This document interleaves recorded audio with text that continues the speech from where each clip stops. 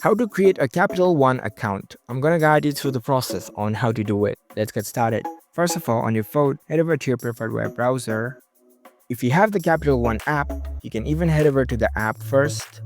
For now, I'm using the website. On your browser, navigate to the Capital One website.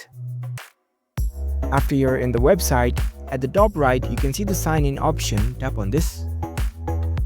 You can choose the sign in online option at the bottom. Now that you're in the sign in page, in order to create a new account, you need to choose the setup online access option. Tap on this.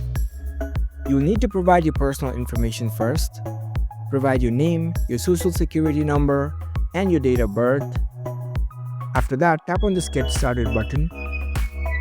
After you provide your valid personal information, you will need to provide the identity information too. You can upload your driving license or other supporting documents. After that, you'll need to accept the terms and conditions. And in the next process, you can fund your account. You can transfer the fund in your Capital One account.